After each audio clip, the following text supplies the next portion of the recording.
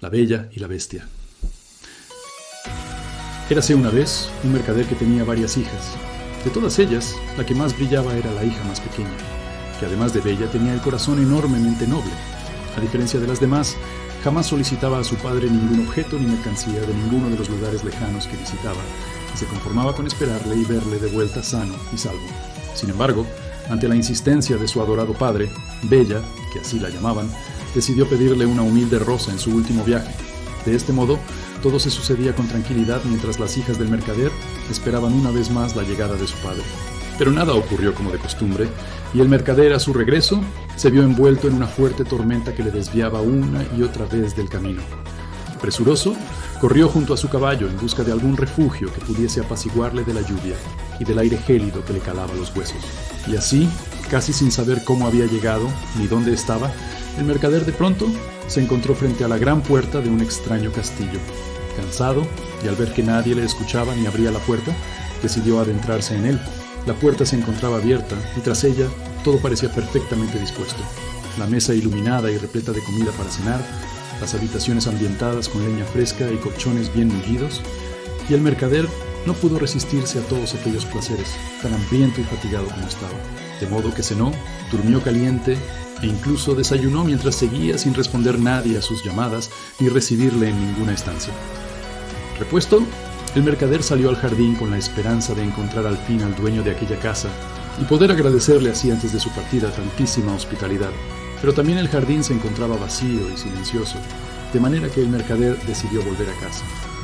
Justo cuando estaba a punto de salir de aquel extraño lugar, el mercader recordó la petición de su joven hija Bella, casi hipnotizado por el fuerte y maravilloso perfume que desprendían los rosales de aquel jardín. Eligió la rosa que más resaltaba y brillaba de todas y la cortó. En aquel momento, la tranquilidad y el silencio del jardín se vieron interrumpidos por una gran fiera que se lanzó sobre el mercader, atacándole con amenazas e insultos por no haberse comportado como un buen y agradecido invitado, robándole las flores de su jardín. El pobre mercader intentó explicarse, hablándole a aquella bestia de su hija pequeña y de su humilde promesa.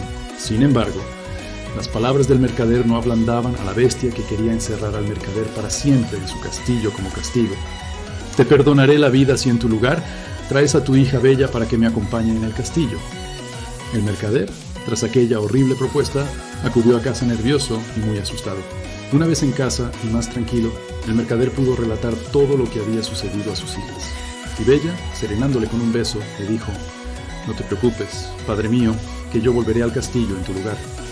Y así fue como Bella terminó llegando al castillo, al igual que lo había hecho su padre. En él fue recibida por una extraña bestia, que al contrario de lo que había relatado su padre, se mostraba amable, delicada y muy galante.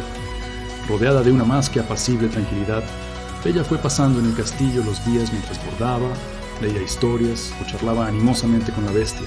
Pero pronto empezó a echar de menos a su familia y a preocuparse por ellos, reflejándose en su rostro una tristeza que la bestia, a pesar de sus buenos modales, no podía remediar. Decidió entonces regalar a Bella un espejo mágico en el cual pudiese ver siempre a los suyos y no preocuparse por ellos más. Cuando de pronto, una noche, Bella vio reflejado en el espejo a su padre cansado y enfermo. Y la pobre Bella, cuyo corazón era bueno y amaba a los demás, sintió la necesidad de acompañar a su padre y de marchar, a pesar de su promesa con la bestia. «Desearía tanto ver a mi padre, aunque sea por última vez», exclamó la joven apenada. La bestia, conmovida, permitió marchar a Bella con la condición de su regreso al cabo de unos días. Pero pasaron días y también semanas, y Bella no volvía junto a la bestia, tan a gusto como se encontraba al lado de su padre y de sus hermanas. Poco a poco, sin embargo, y cada vez con más fuerza, Bella recordaba a aquella extraña bestia que había salvado a su padre y que también se había portado con ella.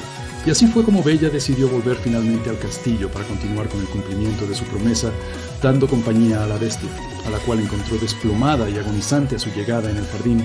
«No te mueras, por favor. Has sido tan bueno conmigo». «No te volveré a dejar y me casaré contigo», exclamó llorosa y preocupada la joven Bella.